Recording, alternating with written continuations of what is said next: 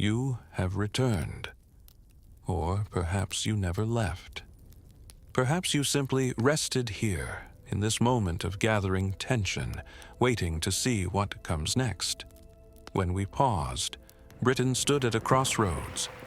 Its economy had grown through subordination, through serving Asian markets, through accepting a role as supplier rather than equal. But its military had grown as well, built not for conquest, but for compensation, for pride, for the possibility that force might achieve what commerce could not. This was the dangerous equilibrium of the early 20th century. Europe possessed military capabilities it had never possessed before. Asia possessed economic dominance it had held for centuries. And between them lay a gulf of resentment that was widening with each passing year. I watched this tension build, knowing what was coming but unable to prevent it. I had removed one certainty from history: the rise of Genghis Khan, the formation of the Mongol Empire, the conquest that never occurred. But I had not removed human nature. I had not removed the capacity for resentment to harden into rage, for frustration to ignite into violence, for accumulated grievances to demand resolution through force. What followed was inevitable, perhaps. Or perhaps it was merely probable. History does not repeat precisely, but it echoes. Different actors, different circumstances, same tragic patterns. This is the story of how Europe tried to break free from Asian dominance and failed catastrophically. How a labor dispute in Bombay became the spark that ignited the first truly global war.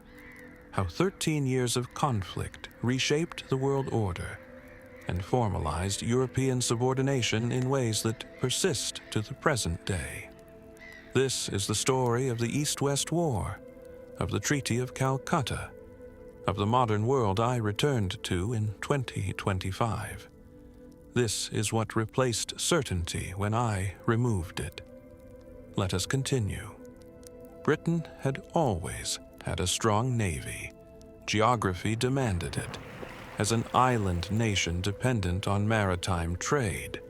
But in the 18th century, British naval technology advanced significantly, driven partly by the need to protect Atlantic trade routes and partly by the desire to have some form of power that could be wielded independently of Asian approval.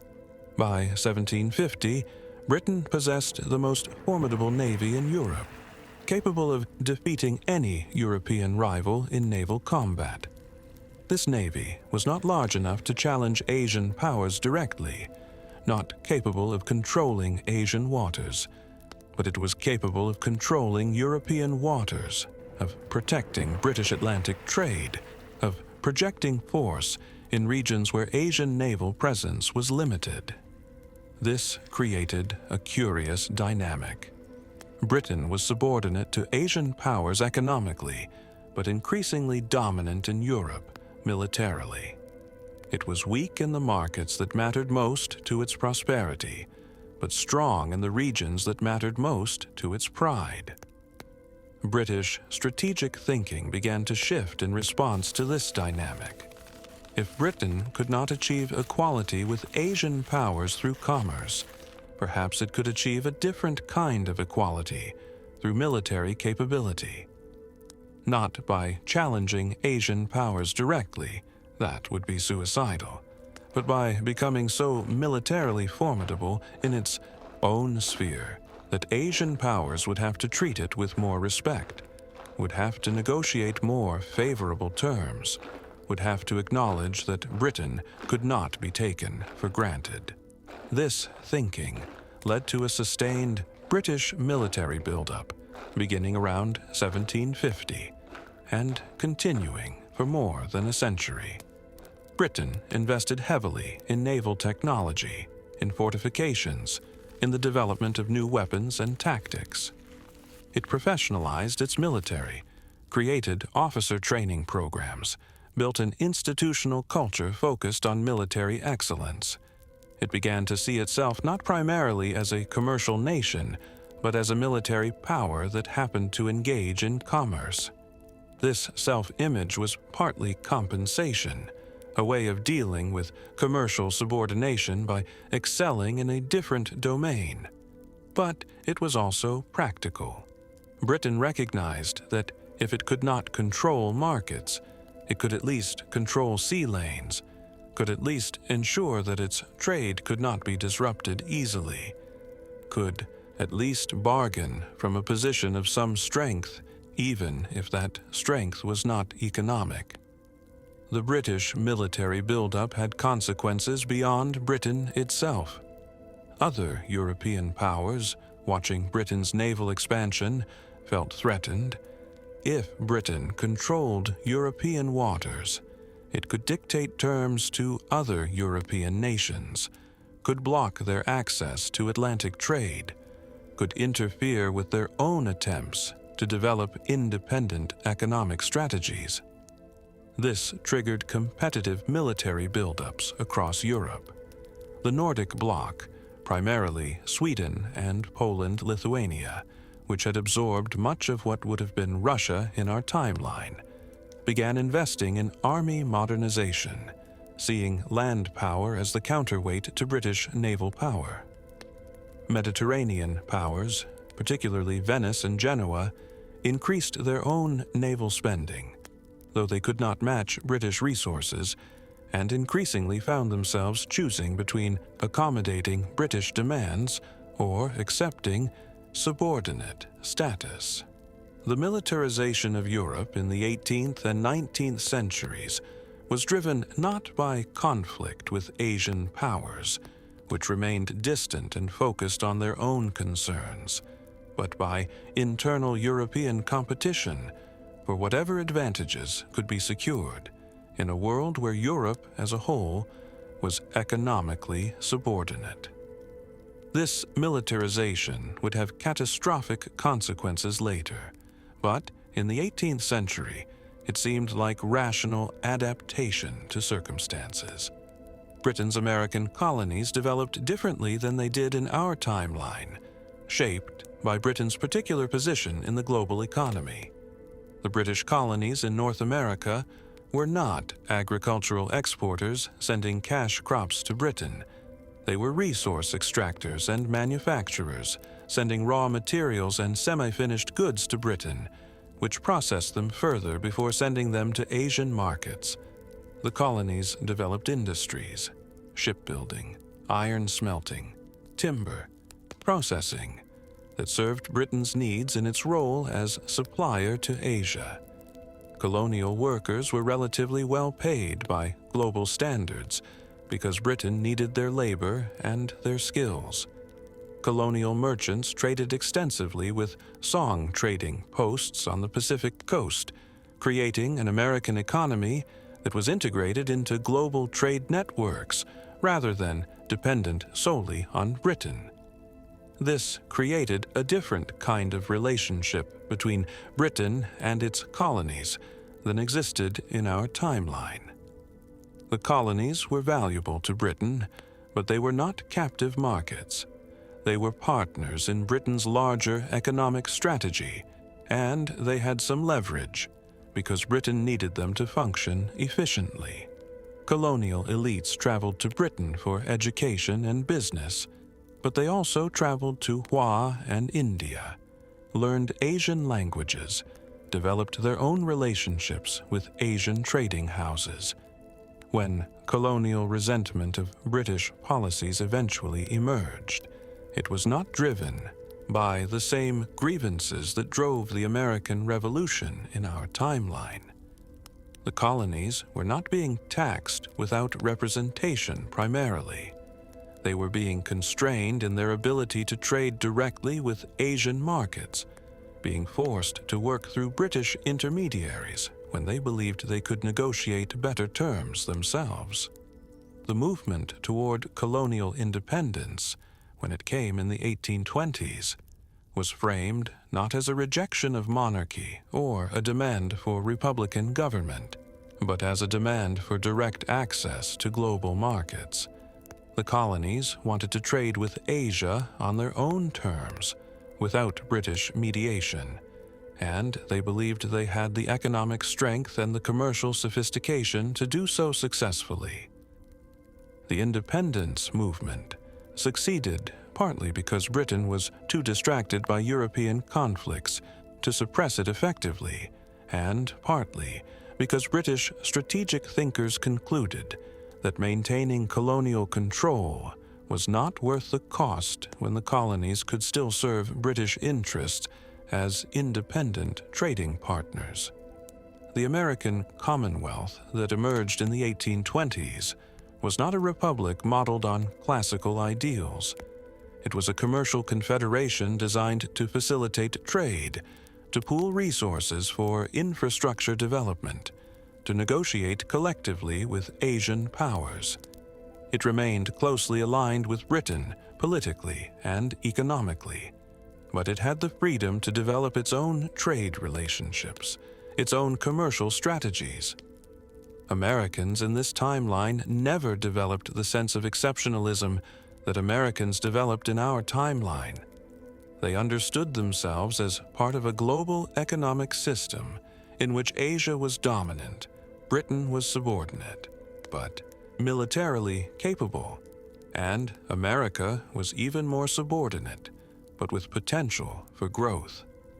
American identity was shaped by this understanding, by the recognition that success meant finding a profitable niche in a world where the most desirable markets were controlled by powers that Americans could not challenge. Meanwhile, in Asia, developments continued that would shape the world for centuries. Hua's technological lead was widening. By 1800, Hua had developed steam engines, mechanized textile production, and early forms of mass communication. These technologies spread to India relatively quickly through trade networks, but they spread more slowly to Europe, partly because of distance, and partly because Asian commercial houses were careful about sharing technologies that gave them competitive advantages. India's role as the central hub of global trade remained secure, but India itself was changing. The Mughal Empire, which had dominated northern India for centuries, was fragmenting. Regional powers were emerging, some of them more commercially oriented, some of them more militarily focused. This fragmentation did not immediately disrupt trade. Indian commercial networks operated across political boundaries effectively, but it created uncertainty about India's political future. Some Indian merchants began to worry that political fragmentation might eventually make India vulnerable to foreign intervention, particularly as European military capabilities improved. They advocated for greater political coordination, for defensive alliances among Indian states, for investment in military modernization that would ensure India could protect its commercial dominance. These concerns were not immediately urgent. European military power, while growing, was still concentrated in European waters.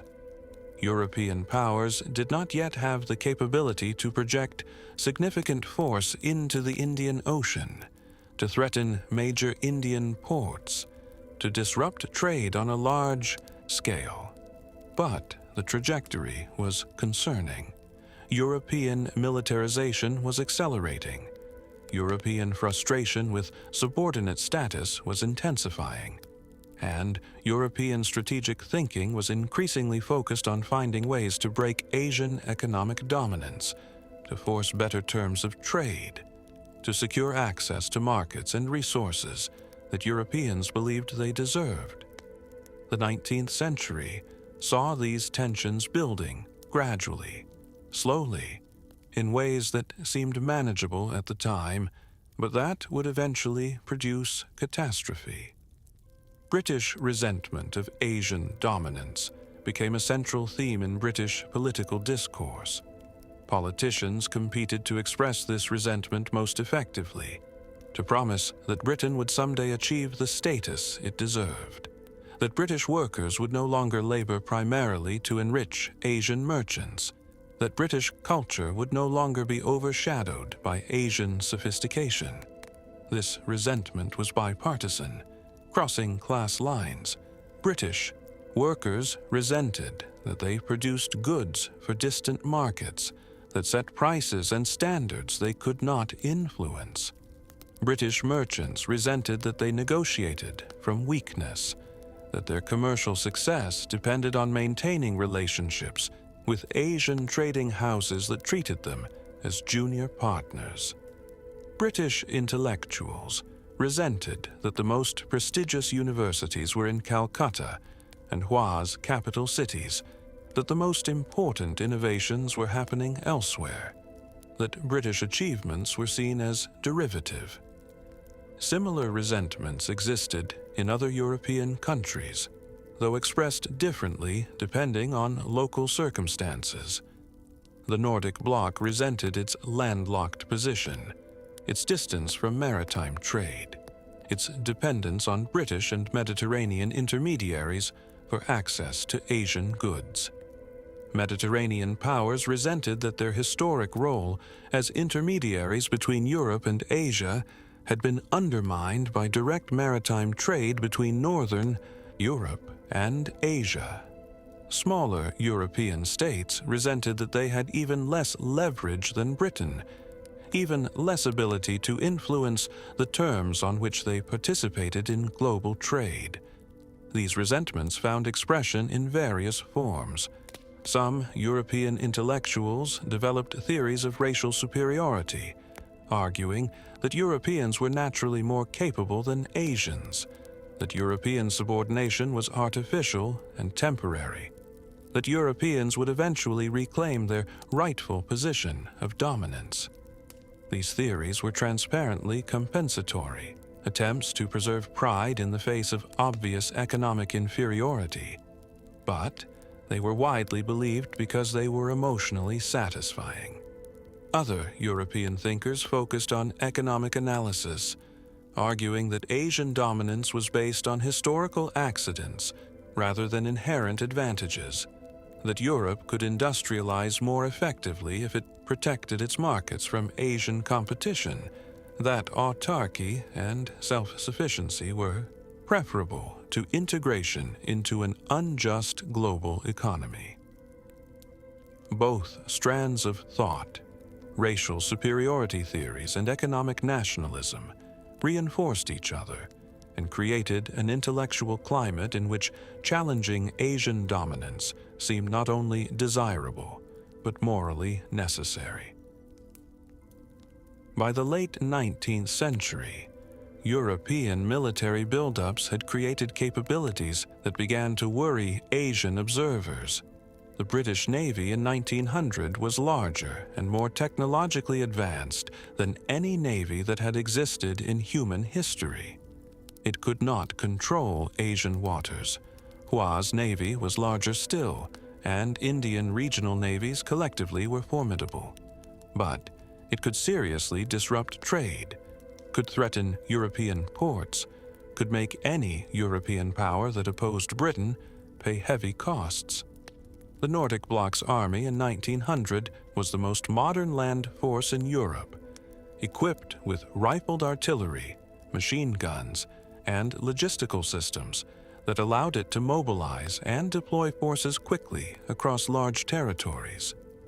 Other European powers had modernized similarly, creating a continent that was heavily armed, increasingly frustrated, and searching for opportunities to improve its position in the global order. Asian powers watched these developments with a mixture of concern and condescension. Concern because European military capabilities were real and growing.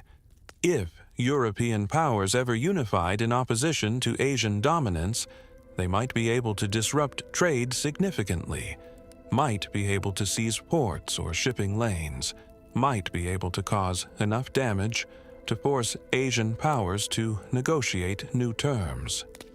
But also, condescension because European military buildup seemed misdirected, pointless, driven more by pride than by realistic assessment of what military force could accomplish. Asian observers noted that Europeans were spending enormous resources on weapons that could not break Asian economic dominance, that could not force Asian markets to accept European goods on unfavorable terms, that could not make European manufacturers competitive with Asian manufacturers. What could European militaries actually do with all this capability? Attack each other, certainly. Disrupt their own trade, certainly. But change the fundamental structure of the global economy? That seemed implausible. This condescension would prove to be a serious miscalculation. The specific trigger for what became the East-West War was a labor dispute in Bombay in 1912. The details of the dispute were mundane. Indian dock workers at Bombay port were demanding higher wages and better working conditions. They went on strike, refusing to load or unload ships until their demands were met. This was not unusual. Labor disputes occurred regularly in major ports.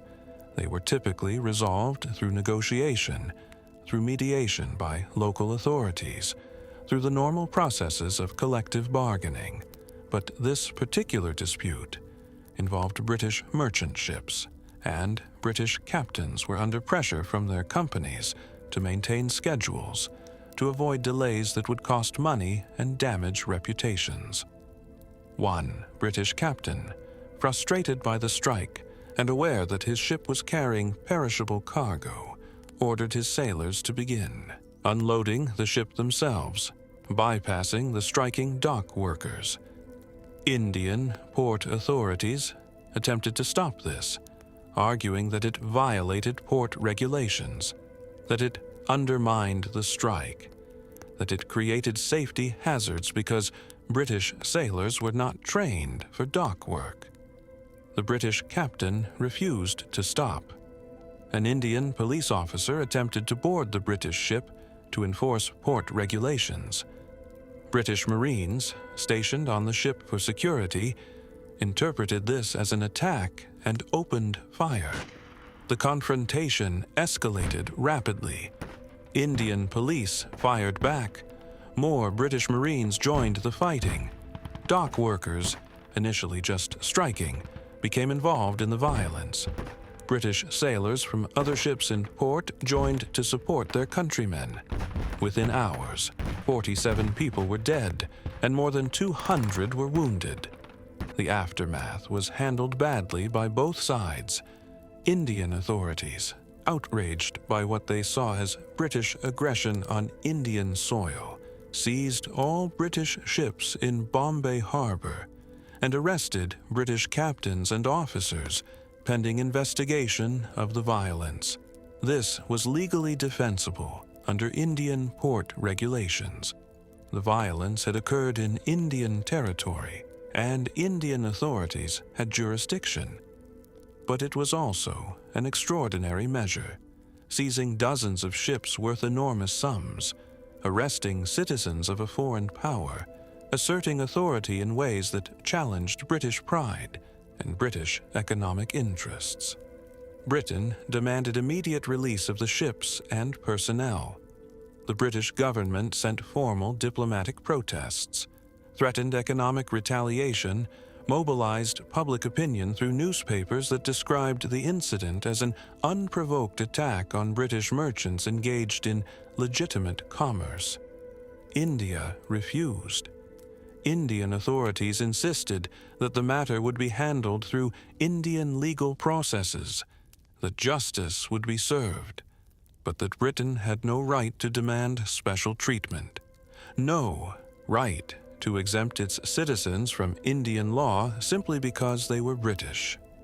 Hua publicly supported India's position, arguing that all nations had the right to enforce their laws in their own territories, that Britain was demanding privileges that no Asian merchant would receive in British ports. This transformed a local incident into an international crisis.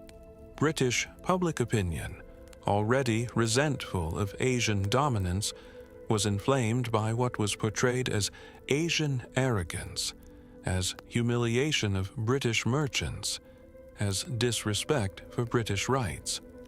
Newspapers demanded that the government take strong action, that Britain demonstrate it would not tolerate such treatment, that Asian powers needed to be taught that Britain was not to be trifled with. The British government, facing domestic pressure and genuinely believing that its demands were reasonable, issued an ultimatum. India had 30 days to release the ships and personnel and to apologize for the incident. If India did not comply, Britain would take military action to secure the release of its property and citizens. India rejected the ultimatum. Asian powers saw it as an attempt at bullying, as Britain trying to use threats to secure privileges it had not earned, as evidence that European powers had not learned to accept their place in the global order. On August 14, 1912, Britain declared war on India. It was a catastrophic miscalculation, but British strategic planners believed they had good reasons for confidence. Britain's navy was formidable. It controlled the Atlantic and Mediterranean. It had bases around the world that could support extended operations. It had experience in naval warfare that Asian powers, despite their larger fleets, did not possess to the same degree. British planners believed that a quick, decisive naval campaign could force India to negotiate. Britain would blockade Indian ports, disrupt Indian trade, impose enough economic pain that India would agree to release the ships and accept British demands. The war would be short, limited, successful. This assessment ignored several critical realities. First, India was not isolated. Hua immediately declared support for India, and Hua's navy was larger than Britain's, more modern in some respects, and positioned in waters that Britain could not easily reach. Second, coastal Islamic powers, particularly those in the Persian Gulf and East Africa, aligned with India because their economies depended on Indian Ocean trade. A British blockade threatened their interests directly. Third, Britain's Atlantic and Mediterranean dominance was irrelevant to the actual theater of conflict. British ships would have to travel thousands of miles to reach Indian waters, maintain supply lines across oceans, operate far from home bases while Asian ships operated near theirs. Fourth, European powers, initially neutral, began to see the conflict as an opportunity. If Britain was challenging Asian dominance, perhaps other European powers should join, should present a united front, should use this moment to force better terms of trade that would benefit all of Europe. Within months of Britain's declaration of war, a European coalition had formed. The Nordic bloc joined, contributing army forces and promising to open a second front if necessary. The American Commonwealth joined, providing ships and naval personnel. Several Mediterranean powers joined, contributing smaller naval forces, but more importantly, providing bases and logistical support. Against them stood India, Hua, coastal Islamic powers, and Southeast Asian states that saw their interests aligned with Asian dominance. It was the first truly global war, the first conflict that involved major powers from every inhabited continent. The first war fought simultaneously in multiple oceans, and it was a disaster for Europe. The initial phase of the war, from late 1912 through early 1915, consisted primarily of naval engagements. British and European ships attempted to blockade Indian ports, to intercept Asian shipping, to establish control of key sea lanes. They achieved some early successes. British naval tactics were effective. British gunnery was accurate. British ships won several individual battles, sank Asian vessels, forced Asian fleets to avoid direct confrontation. But these tactical successes did not translate into strategic victory. Asian powers adopted a strategy of evasion and attrition. They avoided large fleet engagements where British experience might prove decisive. Instead, they used their superior numbers to harass European shipping, to attack supply lines, to force European ships to defend vast areas with limited forces. Hua ships, operating from bases in Southeast Asia and the Pacific, raided European merchant shipping. Indian ships, operating from bases along the African coast, disrupted European supply lines.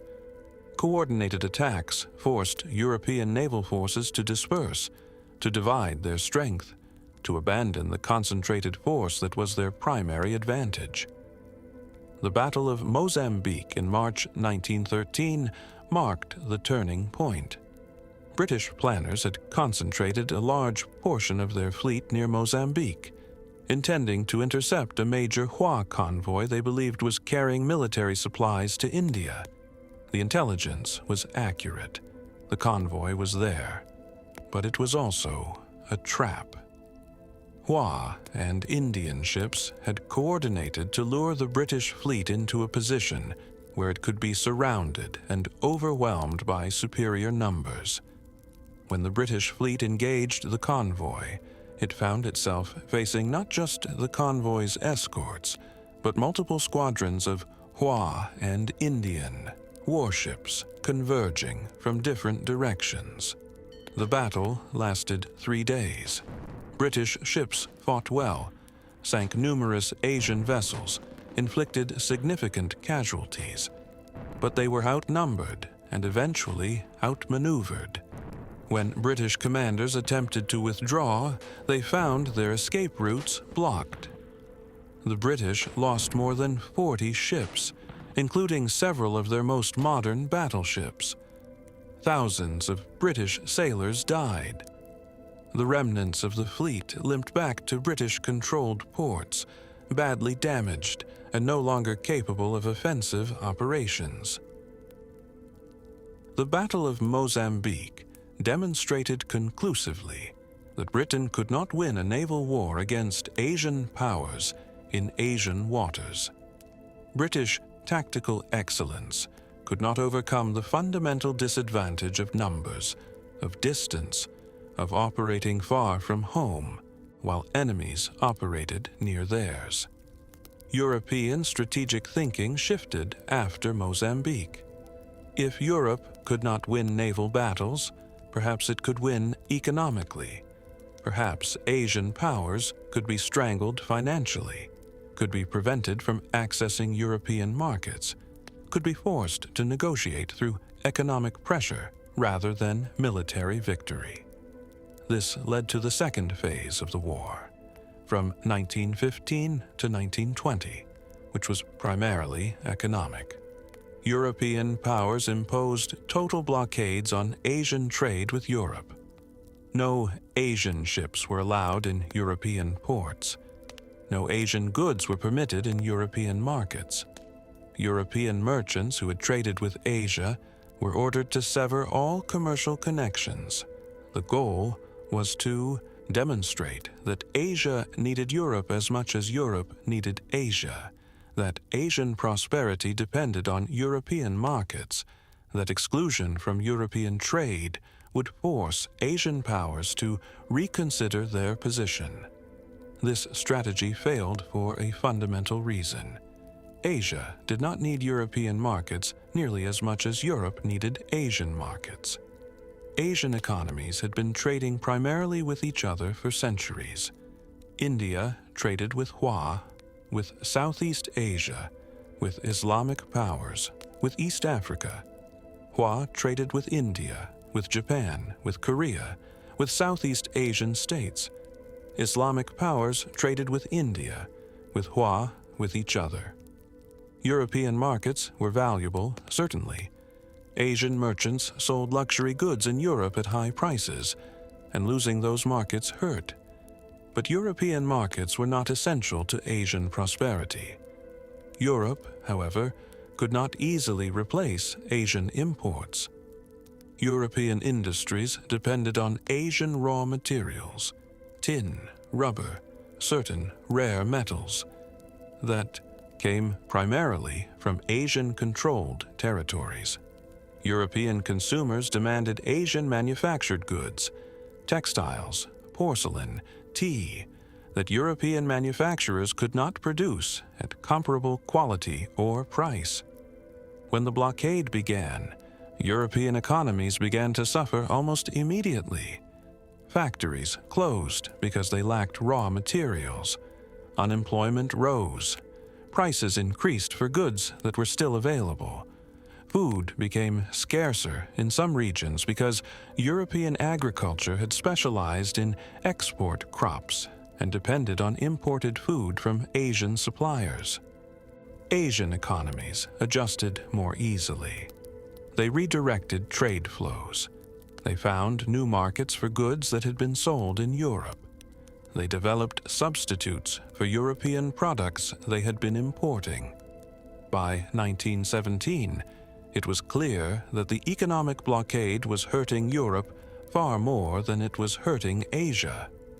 European populations, facing shortages and rising prices, began to question whether the war was worth the cost.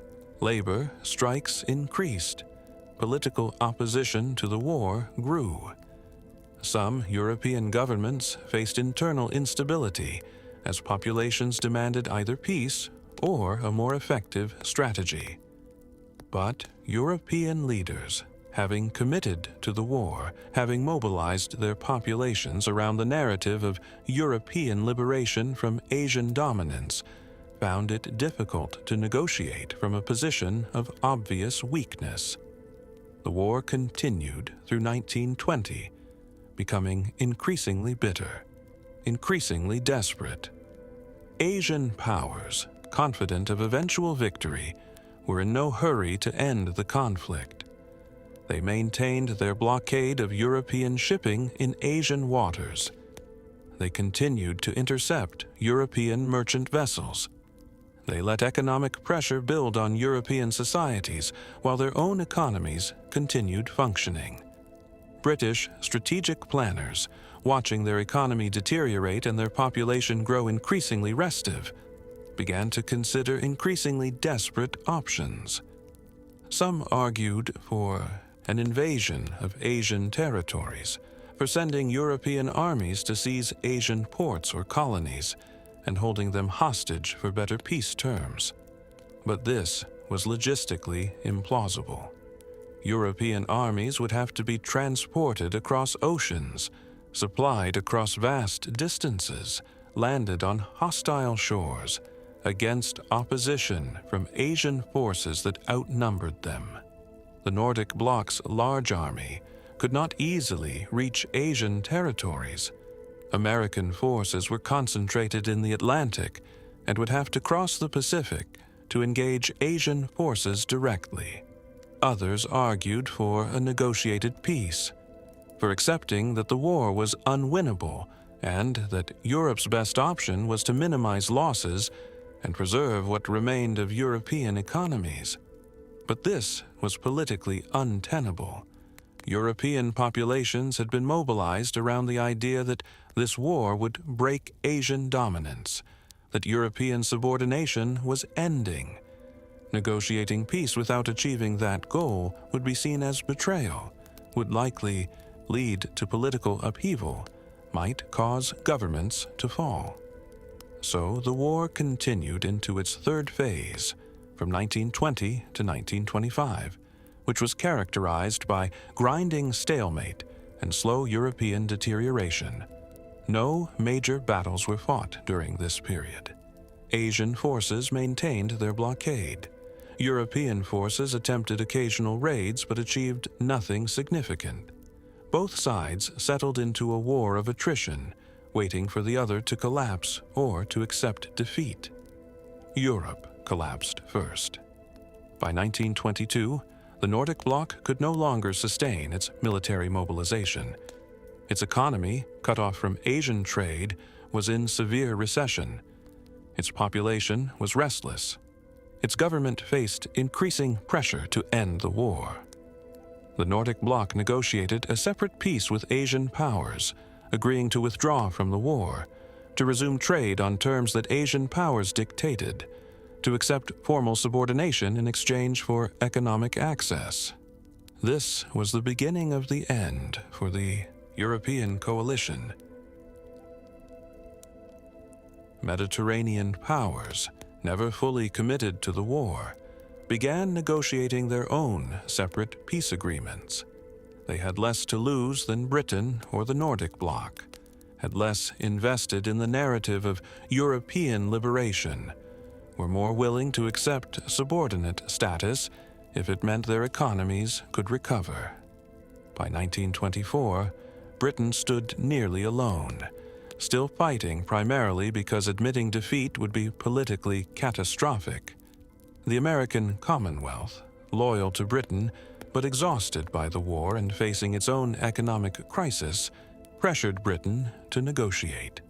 American leaders argued that continued fighting served no purpose, that Britain had demonstrated its willingness to resist Asian dominance, but the further resistance would only cause more suffering without changing the outcome. In March 1925, Britain finally agreed to negotiate. The Treaty of Calcutta, signed in August 1925, formalized European defeat and Asian dominance in ways that were humiliating for European powers. The treaty required European powers to accept several conditions. First, Asian trade representatives would be stationed in European capitals with legal immunity, allowed to monitor European compliance with trade agreements, and empowered to report violations to Asian authorities.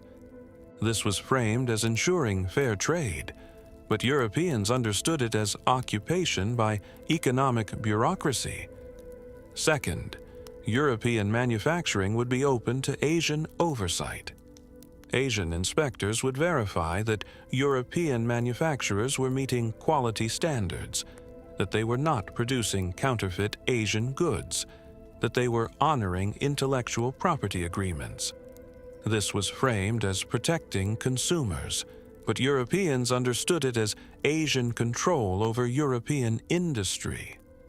Third, Britain would lose its monopoly on Atlantic trade. American Commonwealth ports would be opened to Asian shipping. Asian trading houses would be allowed to establish operations in North America.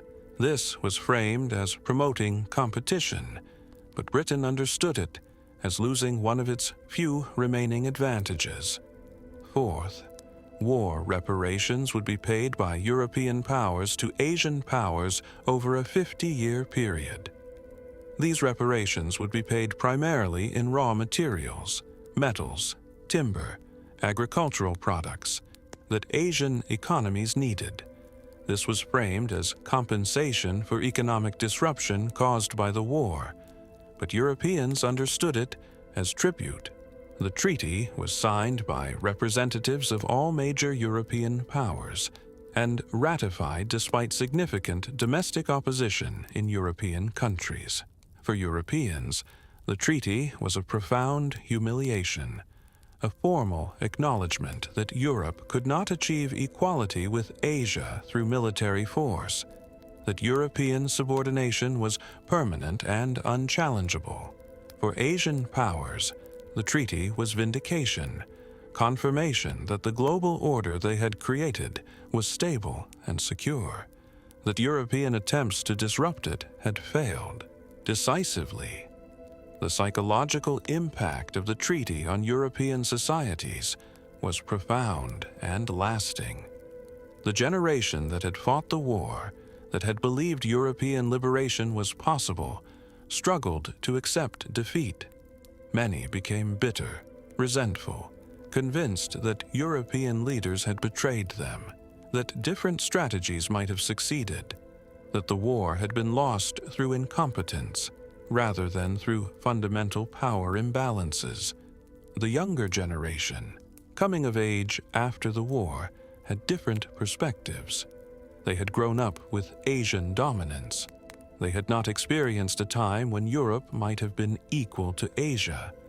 For them, the treaty was not a catastrophe but simply a formalization of reality.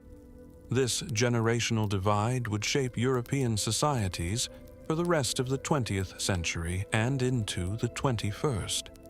Britain, in the aftermath of the war, was a country in crisis. Economically, Britain was devastated. The war had consumed enormous resources, had disrupted trade for more than a decade, had left Britain deeply in debt. The reparations required by the Treaty of Calcutta would drain resources for decades. British manufacturing, already subordinate to Asian industries before the war, was now subject to Asian oversight and inspection. Politically, Britain was unstable. The government that had signed the treaty collapsed within months. New governments formed and collapsed repeatedly as different factions competed for power and debated how to respond to defeat. Culturally, Britain was divided. Some British people argued that Britain needed to accept reality, to embrace integration with Asian economies more fully, to stop resisting and start adapting. Others argued that British identity required resistance, that accepting subordination meant losing what made Britain British, that continued struggle was necessary even if victory was impossible.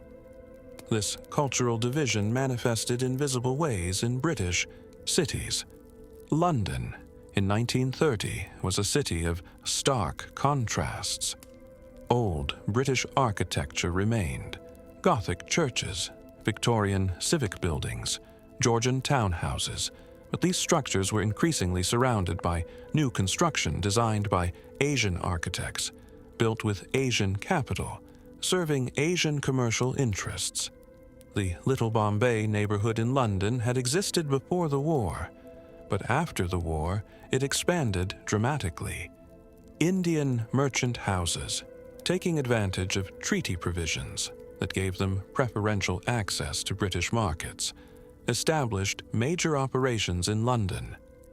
These operations required office buildings, warehouses, housing for workers. Asian architects designed these structures in styles that blended Indian and Hua influences, creating a cityscape that felt foreign to many British residents. Asian brands dominated British commerce. Electronics, vehicles, household goods, most of the manufactured products available in British markets were produced by Asian companies, sold through Asian distribution networks, advertised with Asian marketing. British manufacturers existed, but they were smaller, less prestigious, less able to compete. British youth, growing up in this environment, adapted in ways their parents and grandparents found disturbing. They learned Hindi and Song Mandarin, not just for business, but because Asian languages were associated with success and sophistication. They consumed Asian media, films, music, literature, because Asian cultural products were higher quality, more innovative, more globally relevant. They adopted Asian fashions because Asian fashion dictated global trends. This adaptation was practical.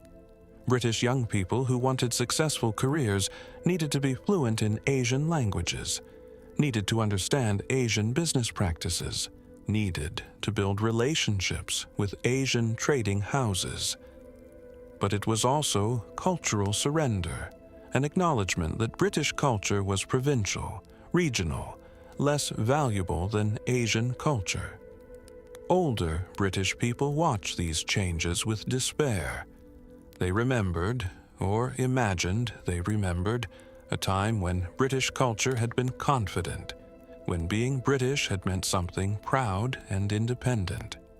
They resented the younger generation's eagerness to adopt Asian ways, saw it as betrayal of British identity. The generational conflict was bitter and unresolvable. Technology in the post-war world was dominated by Asian innovation. Hua had developed an internet-equivalent system in the 1960s, using different protocols than the internet in our timeline, but serving similar functions. This system was headquartered in Hua, operated primarily in Song Mandarin and Hindi, and required licensing fees from non-Asian users. British users could access this network, but they accessed it on Asian terms, using Asian-designed interfaces, subject to Asian content moderation policies.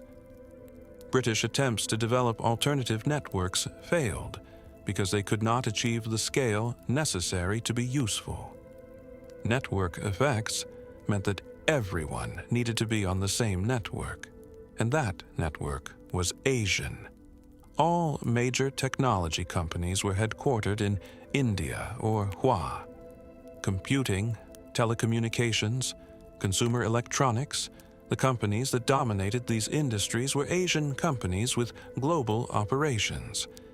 They had research facilities in Britain, employed British engineers, sold products in British markets, but strategic decisions were made in Asian headquarters by Asian executives. British engineers and scientists existed and made contributions, but they made those contributions within structures controlled by Asian institutions.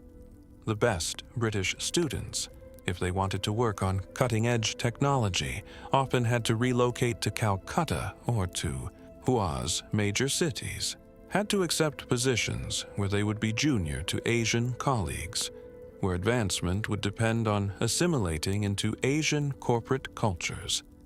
This created a brain drain that further weakened Britain's position. Young British people with talent and ambition increasingly left Britain for opportunities in Asia. They were drawn by higher salaries, better research facilities, the excitement of working at the center of innovation rather than the periphery. Many of them never returned, built lives in Asian cities, started families there, became culturally Asian even if they remained ethnically British. Britain attempted to stem this brain drain through various policies: higher salaries for talented people who stayed, investment in research institutions, creation of special economic zones designed to attract international talent. But these efforts could not overcome the fundamental reality that Asia was where the most important work was happening, where the most interesting opportunities existed. Energy technology followed similar patterns. Asian powers had developed fusion reactors in the 1970s, achieving practical energy generation from nuclear fusion decades before it occurred in our timeline. These reactors were expensive to build, but produced enormous amounts of clean energy once operational. Britain operated fusion reactors, but under license from Asian companies that owned the patents and the technical expertise. British engineers maintained these reactors. British workers staffed them, but British institutions did not control the technology. If Asian companies revoked licenses, if political relationships deteriorated, Britain could lose access to the energy systems its economy depended on. This created strategic vulnerability that British security planners found deeply troubling. But there was no alternative. Britain could not develop fusion technology independently. It lacked the resources, the expertise, the institutional capacity. Accepting dependence on Asian energy technology was the price of maintaining modern living standards. The one sector where Britain remained competitive was maritime shipping. British shipyards still produced vessels that were valued in global markets. British shipping companies operated routes across the Atlantic and into the Indian Ocean. British ports handled significant volumes of trade. British maritime insurance companies remained influential in global shipping. This was Britain's remaining area of excellence, the one domain where British expertise was still respected, where British companies could compete with Asian firms on relatively equal terms. British identity increasingly centered on maritime heritage. The Navy, though no longer capable of challenging Asian naval power, remained a source of pride. British people took comfort in the fact that Britain was still a significant maritime nation, that British ships still sailed global waters, that British naval traditions were still honored. But even this was precarious. Asian shipping companies were investing heavily in automation, in new technologies that might reduce the importance of traditional maritime expertise. If Asian companies succeeded in making shipping less labor-intensive, less dependent on experienced crews, Britain's remaining competitive advantage might disappear. Culture and media in this timeline were dominated by Asian production. Bollywood had become the global film industry, producing hundreds of films annually in multiple languages, distributed worldwide, setting aesthetic and narrative standards that other film industries tried to emulate. Hua's film industry was similarly influential, particularly for historical dramas and science fiction. British film and television existed, but it was provincial, regional, consumed primarily by British audiences. British productions occasionally gained international recognition, but they were seen as interesting regional variations rather than as cultural products that could compete with Asian productions for global audiences.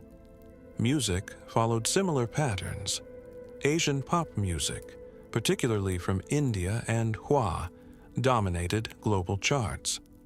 British musicians existed, and some achieved success, but even successful British musicians often achieved that success by incorporating Asian musical influences, by singing in Asian languages, by collaborating with Asian artists.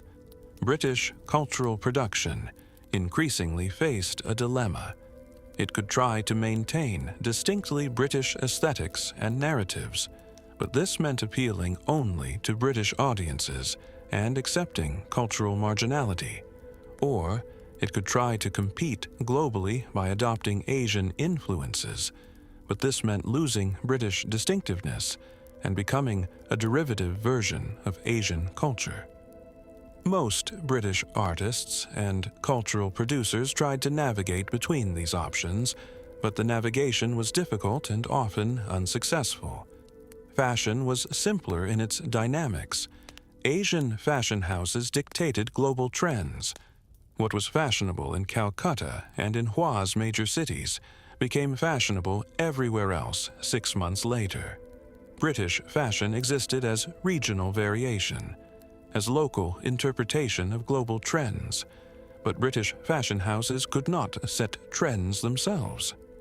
British young people wore clothes designed by Asian fashion houses, bought from stores owned by Asian retail chains, marketed through advertising campaigns created by Asian advertising agencies.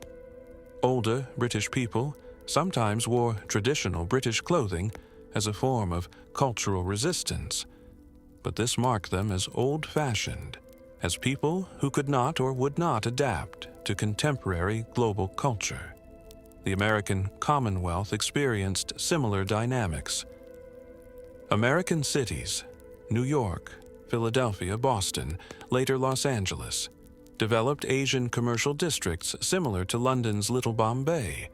Asian trading houses established operations in American ports. Asian brands dominated American markets. American youth learned Asian languages and consumed Asian media. But Americans had a slightly different psychological relationship to subordination than British people did. Britain had a memory, real or imagined, of being important, of being central to European politics, of being a power that mattered. British subordination felt like decline, like loss of status that had once been possessed. America had no such memory. The American Commonwealth had never been a major power. It had been subordinate to Britain, which was subordinate to Asia since its founding. Americans had no golden age to mourn, no memory of centrality to compare current subordination against.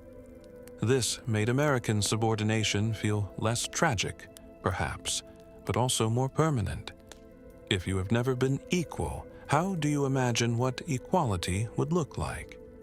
If you have always been peripheral, how do you conceive of centrality? American identity developed around other things. Americans took pride in the size of their territory, in the diversity of their landscapes, in their ability to maintain political unity across vast distances.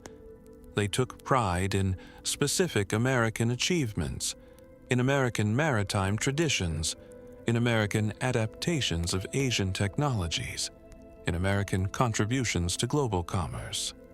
But American pride was always tinged with awareness of limitation, with understanding that America was not and would never be a great power, that American prosperity depended on integration into an Asian-dominated global economy, that American autonomy existed only in domains that Asian powers did not care about. The global power structure in the post-war period was formalized through the Asian Union, an organization headquartered in Calcutta that coordinated economic and political policies among Asian powers. The Asian Union was not a single government. Member states retained sovereignty, controlled their own internal affairs, made their own decisions about most policy matters. But in matters affecting global trade, in disputes between member states, in responses to external challenges, the Asian Union coordinated collective action.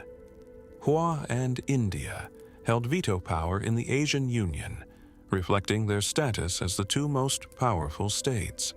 Other Asian powers, Southeast Asian states, coastal Islamic powers, Japan, Korea, had representation but less influence.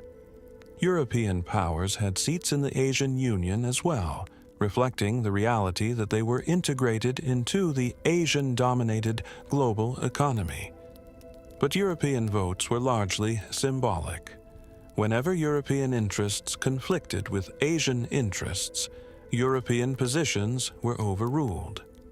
The Asian Union also maintained peacekeeping forces stationed in European ports, justified officially as ensuring compliance with trade agreements, but understood by Europeans as occupation forces that symbolized European subordination.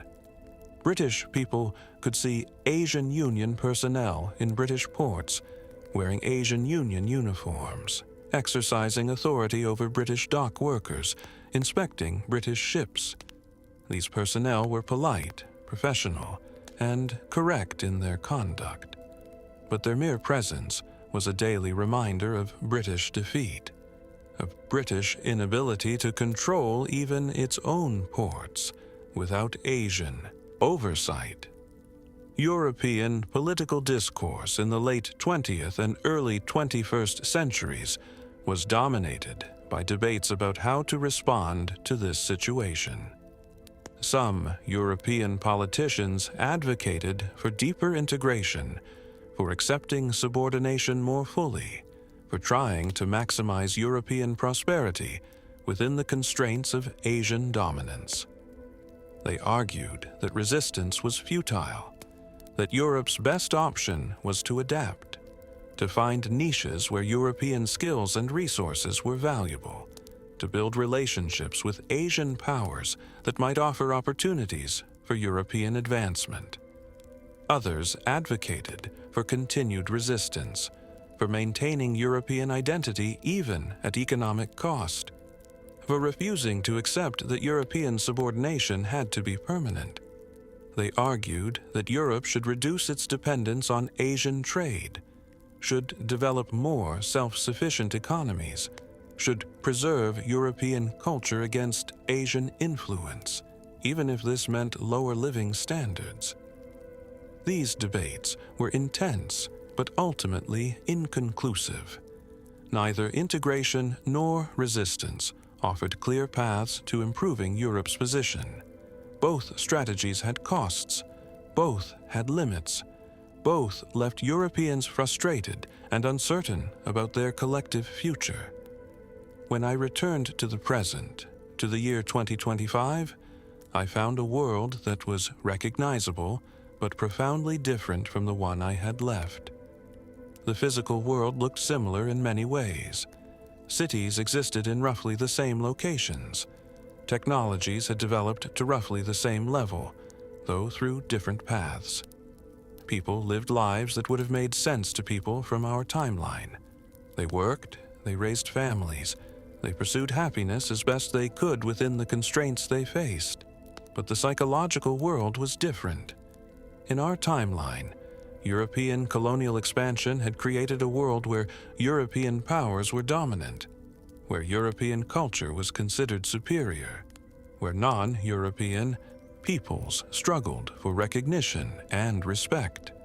The 20th century in our timeline was largely about the collapse of that dominance, about decolonization, about the gradual acknowledgement that European superiority was a myth. In this timeline, that dominance had never existed. European subordination had been the normal state of affairs for centuries. The question was not how to end European dominance, but how to live with European subordination. British people in 2025 faced an ongoing identity crisis. What did it mean to be British in a world where British culture was provincial, where British achievements were footnotes to Asian innovations, where British prosperity depended entirely on Asian trade networks? Some British people had answered this question by becoming culturally Asian, by adopting Asian languages and customs so thoroughly that their British identity became merely ethnic, merely a matter of appearance rather than culture. Others had answered it by retreating into nostalgia, by celebrating traditional British culture, by creating spaces where British music, British food, British customs could be practiced without Asian influence.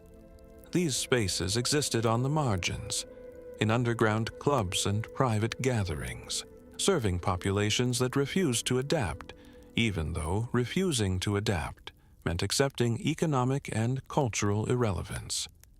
Most British people navigated between these extremes, maintaining some connection to British tradition while also participating in Asian-dominated global culture, being bilingual in both linguistic and cultural senses, never quite comfortable in either British or Asian contexts. The same was true for other European peoples and for Americans. Asian people in this timeline, or at least Asian elites, seemed comfortable with the world they had created. Asian dominance felt natural to them, justified by achievement, by technological innovation, by commercial sophistication. They saw European subordination not as oppression, but as the natural result of different historical developments, different cultural values, different choices about what to prioritize. Some Asian observers were sympathetic to European frustrations, acknowledged that subordination was difficult psychologically, even when it was materially comfortable. Others were less sympathetic, argued that Europeans had opportunities to succeed within Asian-dominated systems, that European complaints reflected unwillingness to adapt rather than actual injustice. The truth, as I observed it, was more complex than either sympathetic or unsympathetic Asian observers recognized. Europeans were not prevented from success. European individuals could rise within Asian institutions, could achieve recognition, could prosper economically. But they could only do so by assimilating culturally, by accepting Asian norms and values, by becoming Asian in all but appearance. European communities that tried to maintain distinct European identities, that tried to preserve European cultural traditions, found themselves marginalized economically and culturally. Not because Asian powers actively suppressed them, but because global systems rewarded cultural assimilation and punished cultural distinctiveness. This was perhaps the most subtle and effective form of subordination. It did not require force. It did not require explicit discrimination. It simply required that success be defined in Asian terms, that prestige be measured by Asian standards, that advancement require adoption of Asian cultural practices. Europeans could accept this and prosper individually, or they could resist this and accept collective marginalization. Most chose some combination, accepting subordination in public and professional contexts, while maintaining European identity in private and family contexts. But this compromise was exhausting, and it created internal conflicts that never fully resolved. I walked through London in 2025 and saw a city that was simultaneously British and Asian, that contained both identities without fully integrating them, where two cultures coexisted in uneasy parallel. I saw old British churches that had been converted into museums, preserved as historical artifacts, but no longer serving their original functions. I saw new buildings designed in Asian architectural styles, beautiful in their own right, but alien to British aesthetic traditions. I saw British people speaking Hindi and Song Mandarin in British accents, code switching between languages depending on context. I saw Asian residents who had lived in London for generations, who were fully British in legal and civic senses, but culturally Asian.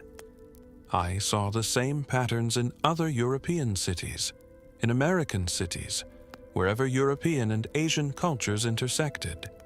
The world I had created by preventing Genghis Khan's rise was not better or worse than the world I had left. It was different, structured around different power relationships, marked by different traumas and different achievements. In our timeline, European colonialism had caused immense suffering, had destroyed cultures, had created inequalities that persisted for centuries. The decolonization process had been difficult and incomplete. Many former colonies still struggled with legacies of exploitation. In this timeline, European colonialism had never occurred, but European subordination had created its own forms of suffering, its own traumas, its own unresolved tensions. Different people on different thrones, different empires exploiting different peripheries, different cultures claiming superiority, different populations accepting subordination. The patterns were eerily similar even when the specific actors had changed places. I had wanted to see what would happen when history lost one of its hinges, when a single man's rise was prevented and the world unfolded without his influence. What I learned was that power finds expression, that hierarchies form, that some peoples dominate and others are dominated regardless of which specific peoples occupy which roles. The Mongol Empire had not formed, but other empires had filled the space it would have occupied. Asian powers had remained dominant instead of being conquered by European powers, but dominance itself had persisted as a feature of human organization. The specific geography of power had changed. The specific cultures claiming superiority had changed. The specific peoples experiencing subordination had changed. But the dynamics of power, the psychology of dominance and subordination, the human capacity for both achievement and exploitation, all of this had remained constant. I did not go back believing I could make the world better. I went back wanting to see what would happen when certainty was removed. The answer, I discovered, was that new certainties formed, different ones, shaped by different circumstances, but certainties nonetheless. History without Genghis Khan was a history where Asia remained central and Europe remained peripheral, where British people struggled with identity crises instead of dealing with the guilt of colonial exploitation, where technological innovation followed different paths toward similar destinations. It was a world where the same fundamental questions about power, identity, justice, and belonging arose in different contexts, but remained just as difficult to answer. I did not save anyone. I did not prevent suffering. I simply rearranged who experienced which kinds of suffering, which peoples held power, and which peoples resented their lack of it. The world continued. People lived their lives. Civilizations rose and adapted and persisted. Technologies developed. Cultures evolved. And in all of this continuity and change, what remained most constant was the human condition itself, our capacity for both brilliance and cruelty, our desire for recognition and belonging, our struggle to find meaning in circumstances we did not choose and cannot fully control.